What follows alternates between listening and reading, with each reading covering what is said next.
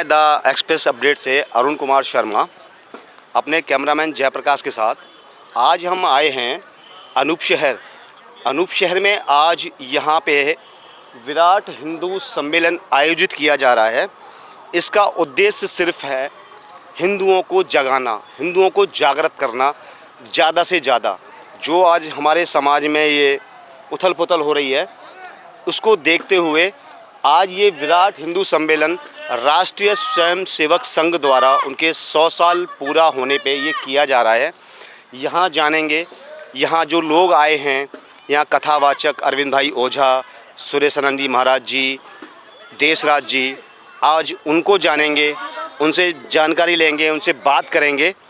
इसी के साथ मैं वेट करता हूँ, आगे देखते हैं, इनसे बात करेंगे। आज हम एक अनूप शहर आए हैं विराट हिंदू सम्मेलन में और यहाँ हमारे विशिष्ट अतिथि हैं सुरेशानंद जी महाराज जी, मुख्य अतिथि। उनसे जानेंगे क्या उद्देश्य है इस विराट हिंदू सम्मेलन का, जो जगह जगह पर हो रहे हैं, उनका क्या उद्देश्य है और किस वजह से आप आए हैं सर। जय श्री राम सभी भाइयों को और हिंदू धर्म सनातन प्रेमियों को मेरा जय श्री राम। मैं ये बताना चाह रहा हूँ, ये जो संघ हमारा है उसका शताब्दी महोत्सव बड़े दिव्यता भव्यता से पूरे देश में और जहाँ जहाँ हमारे संघ के कार्यकर्ता हैं वहाँ ये मनाया जा रहा है। लेकिन इसका मुख्यतः उद्देश्य यही है कि हिंदू संगठित हो, एकत्रित हो, एकत्व की भावना हो। जब हिंदू संगठित होगा तभी हमारा यह देश, यह राष्ट्र हिंदू राष्ट्र बन पाएगा। हिंदू राष्ट्र। तो क्या महाराज जी हम ये समझें, अगर मैं एक भाषा में कहूँ, मैं जहाँ भी जाता हूँ कवरेज करता हूँ, क्या अभी हमारा हिंदू एक नहीं है, आप ये कह रहे हैं? अगर हिंदू एक होता, एकत्व की भावना होती, तो हमें शायद आरएसएस के मंच के द्वारा ये जागृति नहीं करनी पड़ती। आज जैसे विधर्मी एकत्व के भावना से जी रहा है, वैसे हमारा हिंदू एक नहीं है। अगर एक होता तो हमें ये मंचों से कहना नहीं पड़ता, क्योंकि हम जाति पाति भेदभाव ऊंच नीच में हिंदू बटा हुआ है, इसमें हम लोग बटे हुए हैं। बस इसलिए हमारा ध्यान इस ओर ज़्यादा आकर्षित है। इसीलिए हमने ये जो सभाएं हो रही हैं और ये संगठन ने और राष्ट्रीय स्वयंसेवक संघ ने इस शताब्दी महोत्सव में ये बहुत अच्छा पाठ जोड़ा है, जिससे हम हिंदुओं को एक कर पाएं और जाति पाति को खत्म कर पाएं। जाति पाति को समरसता के भावना से, सर्वे हिंदू सहोदरा के भावना से, सर्वे भवन्तु सुखिनः के भावना से, वसुदेव कुटुम्बकम के भावना से हम सब हिंदू एक हैं। ये हमारा लक्ष्य है। महाराज जी, आपने मंच के माध्यम से इस सवाल महिलाओं को प्रेरित किया है कि जनसंख्या बढ़ानी चाहिए, महिलाओं के लिए प्रेरित किया है। इस पर आप क्या कहना चाह रहे हैं? मेरा बिल्कुल साफ। एक मिनट, भारत देश इस जनसंख्या से कितना प्रभावित होगा? देखो, जब विधर्म की जनसंख्याएं मैंने गणनाएं बताई आपको अभी मंच के द्वारा, जब 3 से और यहाँ 30 तक पहुँच गई, लेकिन हमारी जनसंख्या हिंदू धर्म की घटती जा रही है, तो फिर हिंदू धर्म की बढ़ानी चाहिए। भाई हम 4 बेटा पैदा करेंगे, 5 करेंगे, तो कम से कम 2 हम शहादत के लिए, अपने देश के लिए तो दे सकते हैं। अपने निज स्वार्थ के लिए क्यों रखें? निस्वार्थ के लिए क्यों रखें? राष्ट्र के लिए भी तो संतान को जीवन देना चाहिए। नहीं सर, आप तो जनसंख्या वृद्धि के लिए बिल्कुल कर रहे हैं। देखो, एक मिनट, अगर कानून मोदी सरकार ने मोदी सरकार ने अपने चुनावी घोषणा में ये वादा किया था कि जनसंख्या नियंत्रण पर हम कानून लाएंगे, तो कानून अभी तक नहीं ला पाई है। इसका कारण क्या है? अगर मोदी सरकार, मैं सरकार के किसी भी बात को नहीं बोलना चाहता, मैं तो बस इतना कहना चाहता हूँ कि ये नियम, अगर आप हिंदू की बात कर रहे हैं कि केवल आप जनसंख्या बढ़ा रहे हैं महाराज जी, जनसंख्या का उद्घोष कर रहे हैं ऐसा करके, तो केवल हम हिंदू की बात कर रहे हैं। अगर ये नियम आपको कराना है ना, तो विधर्मी जो 3 से 30 करोड़ तक पहुँच गए उनको रोको। तो आप इसका जन जागरूकता करिए ना। और क्या कर रहे हैं हम? इसके लिए आप जन जागरूकता और क्या कर रहे हैं? यही तो हम जन जागरूकता कर रहे हैं कि जब विधर्मी इतनी जनसंख्या को बढ़ा रहा है, तो हमारा हिंदू धर्मी क्यों पीछे रह जाए? जब जनसंख्या हिंदू भी बढ़ाएगा, मुस्लिम भी बढ़ाएगा, तो देश प्रभावित होगा या नहीं होगा? तो फिर अगर हिंदू, आप मुसलमान को पहले रोकिए, विधर्मियों को रोकिए कि वो जनसंख्या रोकें अपनी, फिर हम भी अपनी संतुलित कर लेंगे। ये थे हमारे सुरेशानंद जी महाराज जी, बहुत अच्छा कहा इन्होंने।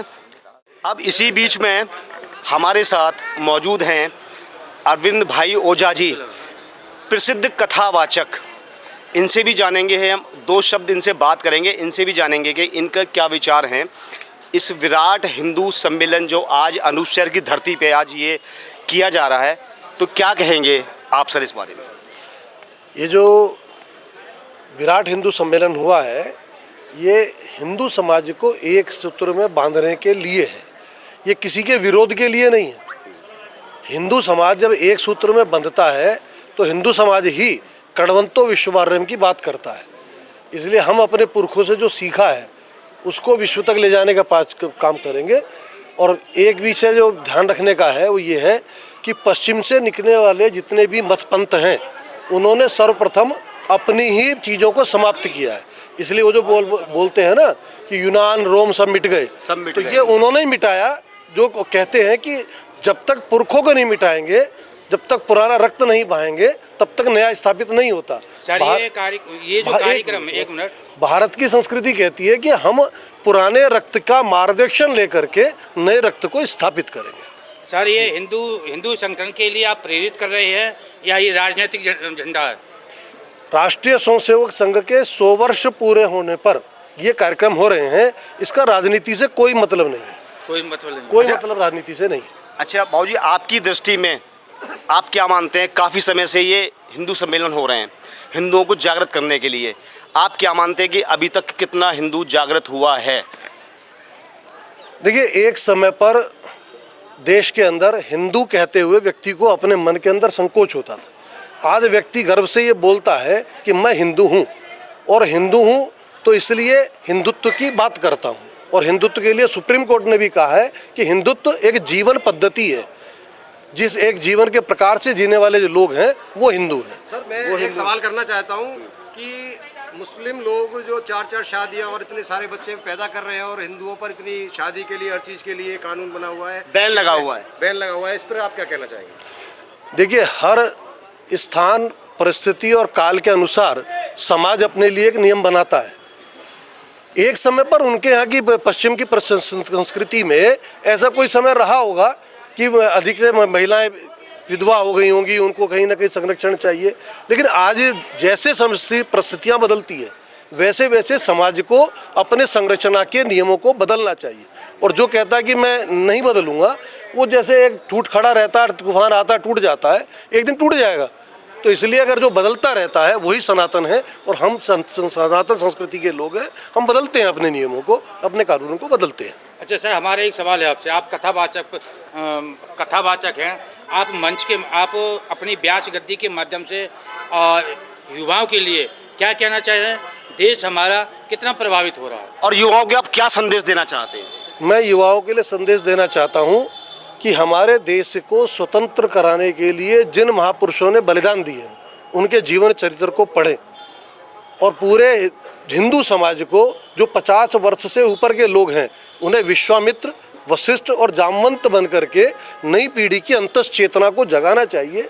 और वो अंतस चेतना जब जागती है तो भारत विश्व गुरु की स्थिति में होगा, इसमें कोई संदेह नहीं है। भारत विश्व गुरु बनेगा? जी बिल्कुल बनेगा। बहुत अच्छी बात गई हमारे भाई अरविंद जी ओझा जी ने, कथावाचक हैं प्रसिद्ध। इसी के साथ मैं Arun Kumar Sharma, the express update से आप सबका धन्यवाद।